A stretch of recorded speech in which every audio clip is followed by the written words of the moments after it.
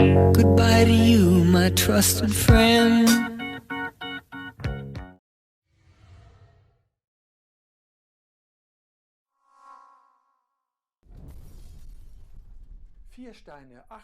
Cuatro piedras, 8 lenguas y un mensaje inconfundible. Más de 7.000 millones de personas deben morir para que surja un mundo mejor. Estamos hablando de las piedras guía de Georgia y a petición vuestra tenemos por fin un vídeo mío en Investigative, con algunas investigaciones recientes e interesantes, nuevos hechos, además de algunas pistas en relación con los sospechosos habituales. Ahora en exclusiva en Normas Investigative.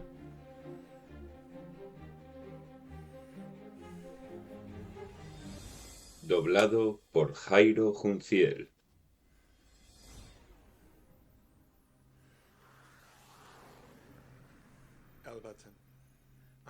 Everton es una tranquila localidad situada en el sur de los Estados Unidos.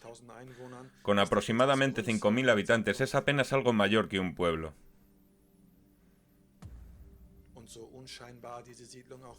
Por muy discreta que parezca esta población, Everton alberga muchos secretos y uno de ellos son las piedras guías de Georgia. ¿Quién las encargó y las emplazó en este lugar? ¿Por qué se instalaron aquí, en medio de la nada, en las cercanías de un lugar cuya insignificancia resulta patente en estas fotografías aéreas?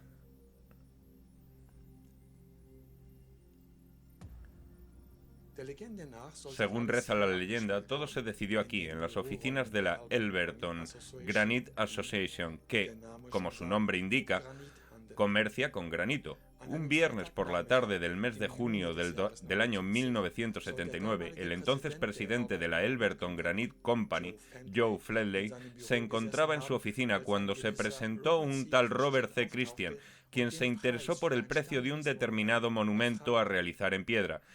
Este encuentro es descrito con todo tipo de detalles en este folleto acerca de las piedras de Georgia, que fue publicado por la empresa. En él podemos leer que Robert C. Christian declaró que actuaba en representación de un pequeño grupo de americanos leales y creyentes en Dios. También aclaró que él vivía fuera de Georgia y que deseaba dejar un mensaje destinado a las próximas generaciones. El monumento en cuestión tendría al mismo tiempo funciones de brújula, calendario y reloj, y debería ser capaz de resistir desastres naturales.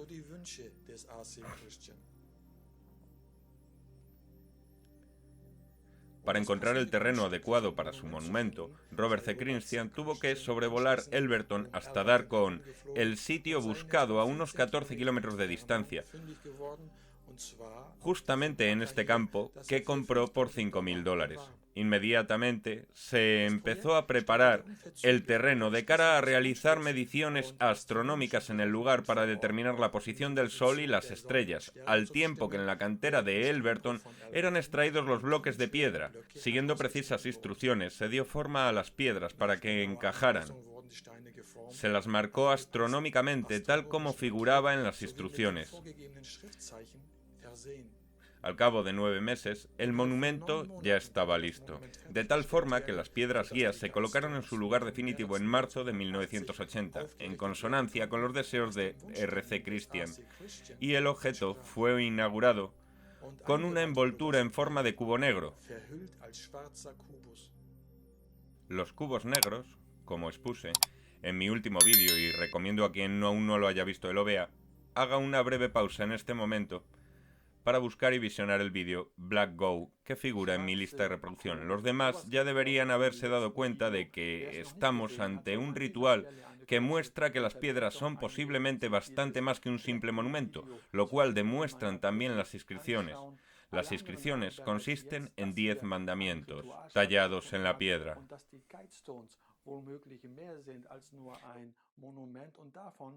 Doblado por Jairo Junciel. El primer mandamiento exhorta a reducir el número de seres humanos por debajo de los 500 millones. El segundo exige la unidad del género humano. El tercero, establecer un tribunal universal de justicia. El cuarto, optimizar el pool genético humano. Ya conocíamos algo semejante desde Moisés. Solo los 10 mandamientos que le fueron entregados por Dios trataban sobre todo de la convivencia social. En las piedras de Georgia, en cambio, lo social tiene muy poco, ni tampoco proceden de Dios estos nuevos 10 mandamientos. Estamos hablando de mandamientos humanos que preconizan restricciones drásticas, además de un nuevo orden mundial, un orden ante el que muchos se estremecen.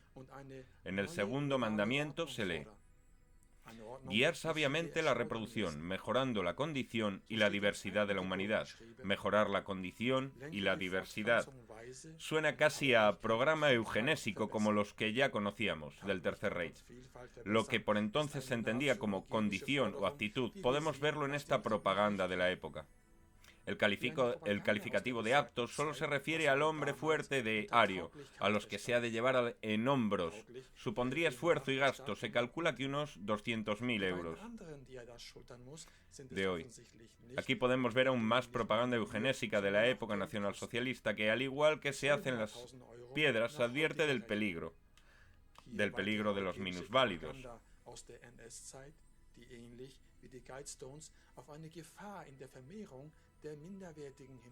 Guiar sabiamente la reproducción, mejorando la condición y diversidad de la humanidad. Si esto no es propaganda, ¿qué puede serlo?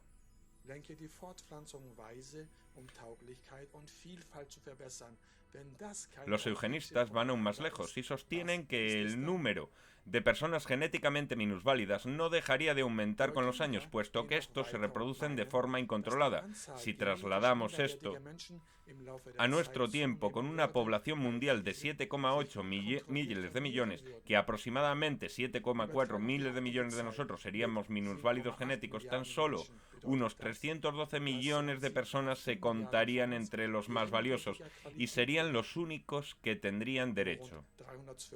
En consonancia con el primero y también el más radical de los mandamientos de las piedras, mantener la humanidad a menos de 500 millones.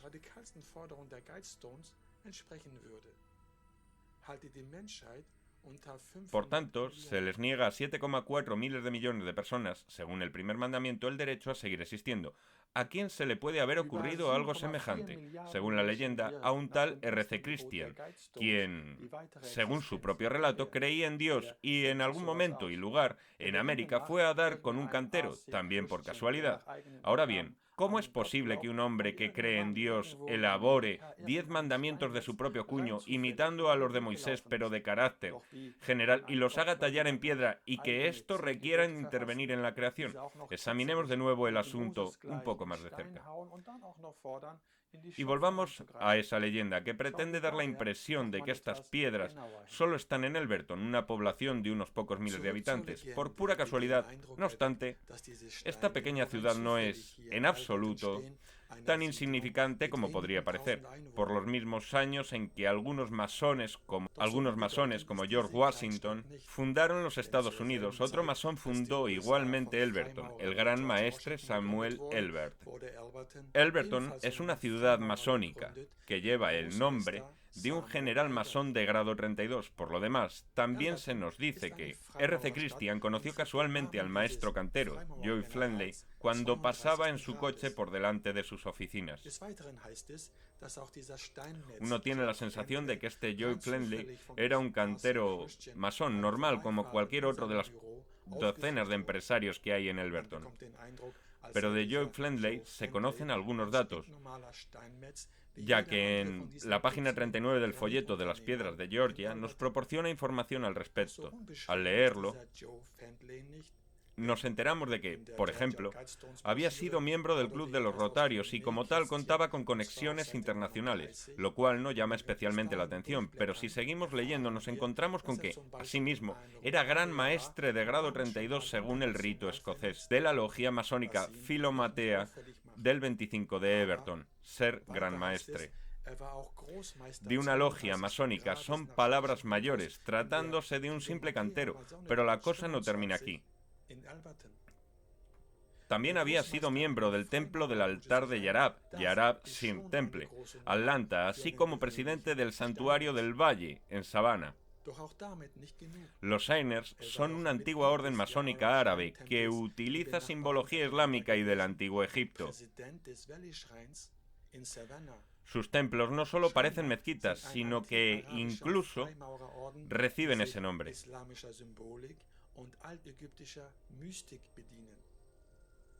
Sus estatuas portan llamativos uniformes turco-otomanos, flanqueados por esfinges egipcias, aunque estemos en América. Otomano, egipcio, francmasón, las piedras han sido construidas, por tanto, por un hombre que no solo era un francmasón de alto grado, sino también un miembro destacado de la Orden de los Shiners, cuyos simbióticos vínculos también resultan evidentes aquí.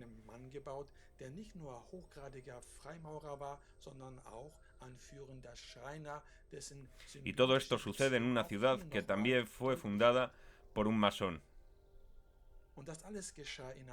Se trata de teorías de la conspiración o más bien de que a muchas personas los árboles no les dejan ver el bosque. Examinemos más atentamente este templo del Yarab, situado muy cerca de las piedras. Aquí nos volvemos a encontrar con estos tétricos personajes, de los cuales Joe Fenley fue presidente, y haciendo clic en About Us nos enteramos también de que a esta hermandad también ha pertenecido algún astronauta, y ahora les animo a saber de qué astronauta estamos hablando.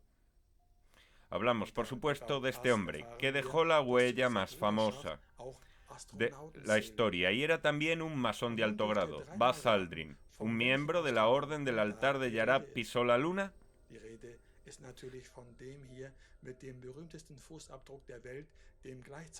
Aquí lo tenemos con el adecuado casquete otomano. Y esto, queridos amigos, aquí lo tenemos con el adecuado casquete otomano. No es Photoshop, ni tampoco una teoría de la conspiración. Más bien, da la impresión de que todo estuviera interconectado.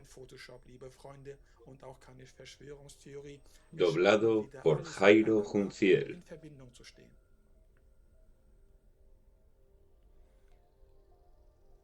Para ver estas conexiones tampoco hay que hacer demasiados esfuerzos.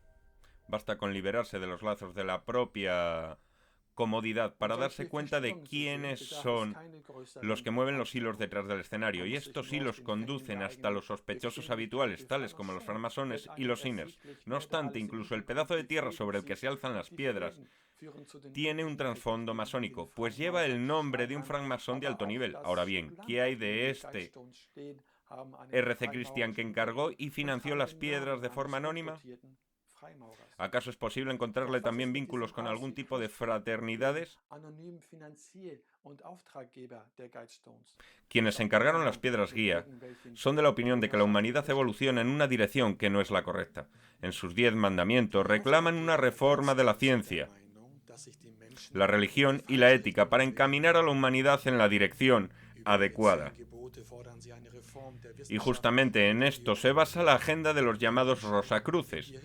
Podemos leer aquí que la principal preocupación y meta de los 3 escritos era contrarrestar esta evolución del planeta a través de una reforma continuada de la ciencia, la ética y la religión. Pero, ¿quiénes son los Rosacruces?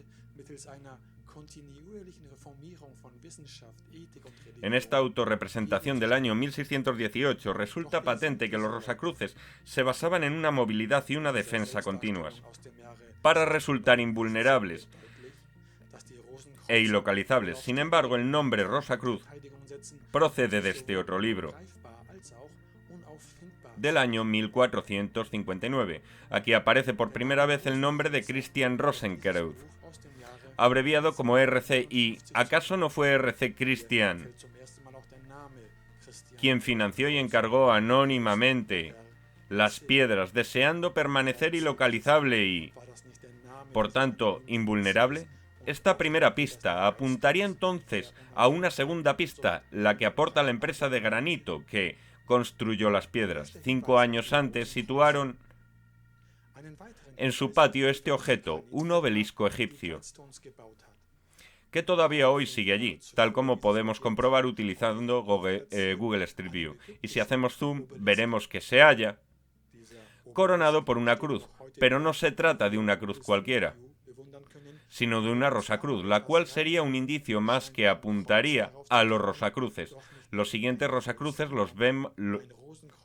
Los siguientes Rosacruces los vamos a encontrar en la capital del estado, Atlanta, y es relativamente sencillo llegar hasta ellos desde Las Piedras.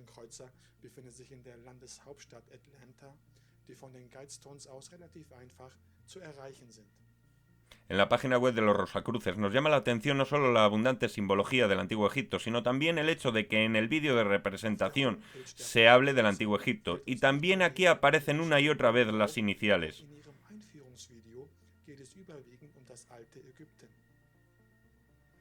R y C, apuntando a Christian Rosenkreuz en el apartado Historia.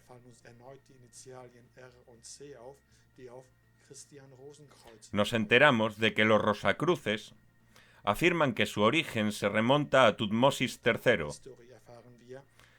que reinó en Egipto hacia el año 1500 a.C. y que puso en marcha diversas escuelas esotéricas. Ahora bien, su verdadero maestro, según ellos, fue el faraón Amenofis IV. Este faraón fue ilustrado, fue el primer monoteísta de la historia que estaba tan imbuido de enseñanzas mistéricas. Nos dicen que impulsó de una nueva dirección la religión y la filosofía egipcias hasta el punto de que llegó a establecer una nueva religión. Esta consideraba al disco solar Atón como símbolo de la vida, fundamento de la vida e incluso símbolo de la luz, la verdad y la alegría, por lo cual el faraón cambió su nombre por Akenatón, para mejor reflejar esta nueva idea. Hablamos, por supuesto, de Akenatón, el faraón del cráneo alargado, de quien ya he hablado varias veces.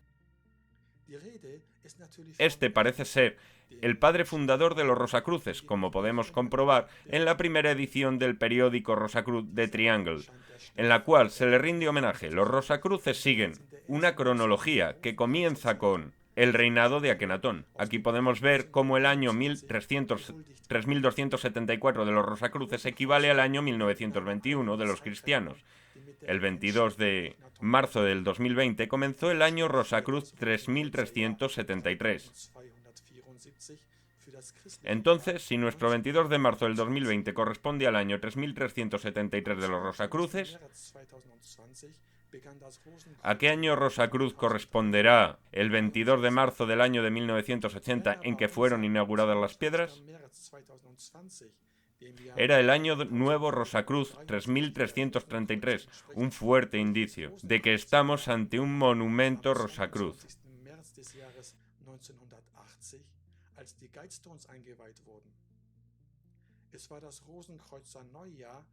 Ya antes habíamos visto algunos símbolos egipcios que apuntaban hacia los Rosacruces, como por ejemplo este obelisco.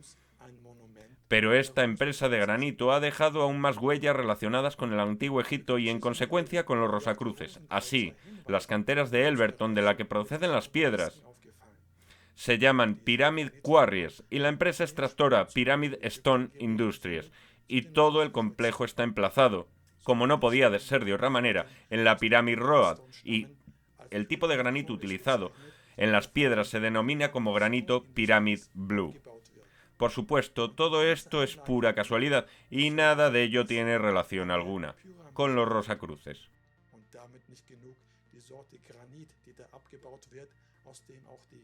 Doblado por Jairo Junciel.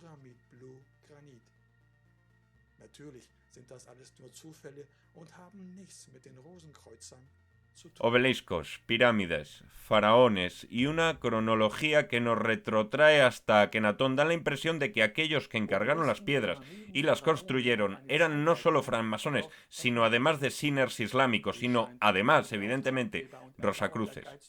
La evidencia es ya innegable. Y sin embargo, estas personas parecen totalmente inofensivas y da la impresión de que su única ocupación colateral fuera acudir los domingos a la iglesia, solo que, en su caso, Akenatón es para ellos Jesús. Tienen un faraón como su padre fundador. Los Rosacruces defienden abiertamente un gobierno mundial y en su manifiesto del año 2014, en el año 2014, se añadió al monumento una piedra con la fecha 2014, fecha en la que las piedras deberían activarse, de cara a la implementación de los 10 mandamientos, tallados en las mismas. Se trataba, casualmente, de otro año bisiesto para los Rosacruces. 400 años antes, en 1614, ya salieron por primera vez a la luz pública para exigir reformas contundentes. Exactamente 400 años más tarde, en el 2014, es cuando los Rosacruces consideran que el monumento del cambio, cuyas líneas maestras esbozaban en este manifiesto, ha llegado por fin. Además de los 4 mandamientos nucleares que figuran en las piedras, en este manifiesto se habla también de una transformación de la humanidad. Por ejemplo, exigen más políticas y más tecnologías verdes en el marco de una nueva ecología. Además, afirman que un exceso de individualismo y de capitalismo es perjudicial para el hombre. Una vía mejor sería algo más de socialismo. También se afirma que la era de las religiones ha terminado. Según dicen, las religiones serían en estos momentos un gran obstáculo para el desarrollo espiritual de la humanidad. Todo esto ha quedado registrado y sellado en este manifiesto. Rosacruz del 2014, año en que las piedras fueron activadas. En este cubo, codificado con el número de la bestia 666,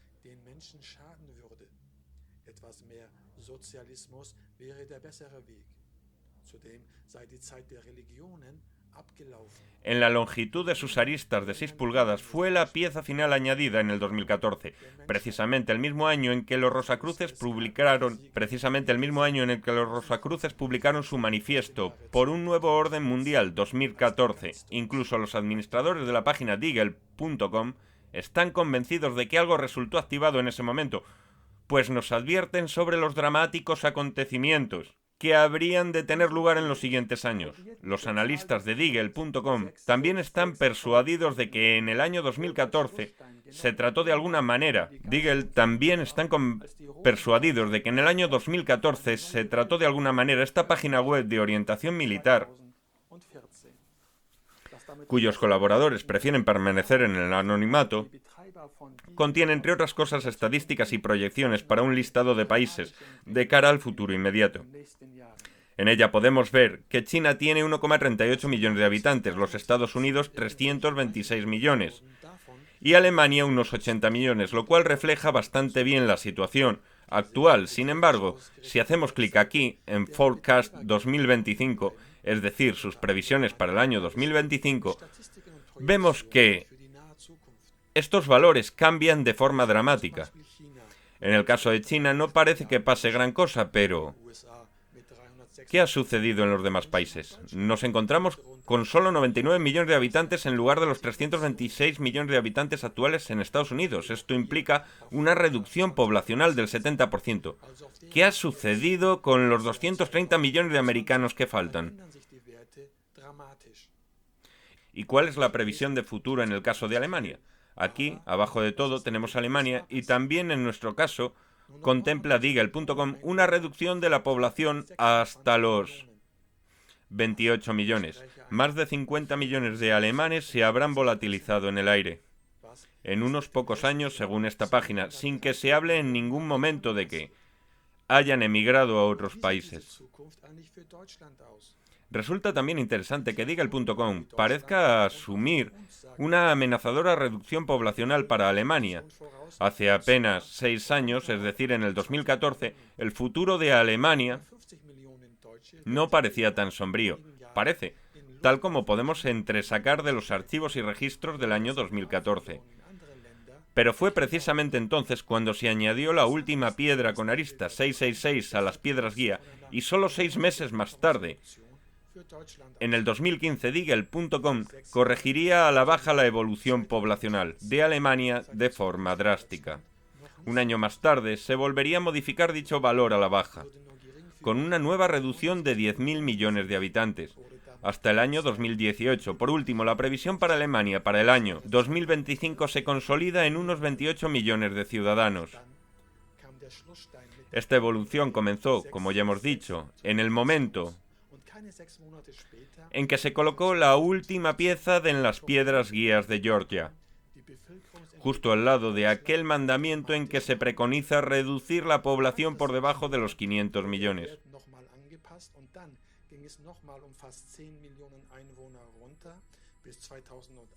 Doblado por Jairo Juncier. Si creemos a Deagle.com, no habrá que esperar demasiado para que Alemania pierda 50 millones de sus habitantes actuales, aunque yo creo que el año bisiesto 2023 va a ser el decisivo. ¿Qué va a impulsar estos cambios? ¿Un asteroide, una enfermedad, la Tercera Guerra Mundial o se trata tal vez...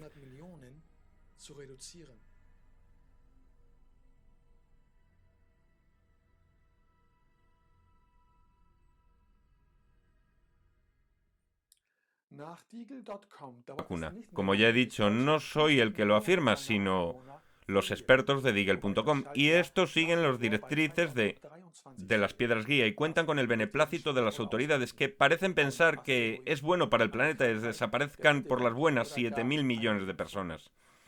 ¿Y qué hay de vosotros? ¿Acaso sentís parte de la élite y lo suficientemente sanos desde el punto de vista genético como para figurar entre los escogidos por aquellos para su resplandeciente nuevo mundo? The GBI says this video shows the person leaving an explosive device at the structure and then running away. We've circled them for you so you can see that person going in and then running right back out a little bit later. This morning, the Elbert County District Attorney is promising to prosecute whoever caused this drastic scene here, blowing up the guide stones. The prosecutor says whoever is behind this, they say they're going to catch them for sure. Now, we do understand only one portion was damaged on Wednesday, but they had to demolish the whole thing because of safety. Goodbye to you, my trusted friend.